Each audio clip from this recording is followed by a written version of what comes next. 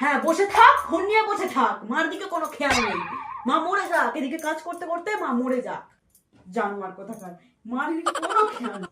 মা দাঁড়াও, আমি বাসন মেজে দিচ্ছি। একদমই না, কোনো দরকার নেই। তারপর কাঁচের কাপ গ্লাস গুলো ভেঙে আমার আলো সর্বনাশ করে দেবে। জানোয়ার কোথাকার। মা তাহলে ঘরটা মুছে দিই আমি। হ্যাঁ ঘর মুছে পুরো ঘরে সার্ফের জল ফেলে রাখ, যাতে মা এবার পড়ে মরতে পারে। এমনিতেই তো তুই আর তোর বাবা আমাকে কাজ করতে করতে মেরে দিয়েছে, এবার পুরো ঘরে জল ফেলে রাখ, যাতে মা এবার পড়ে মরতে পারে। একদম কোনো কাজ করতে পারে না, যা এখান থেকে। কাজ করবে, আমার কাজ বাড়াবে শুধু।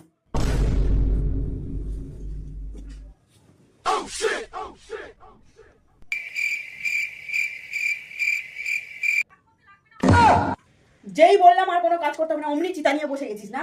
আর কোনো দিকে নজর নেই, মা বললো ব্যাস, আর কাজ করতে হবে না। নিজের কোনো হুঁশ নেই না।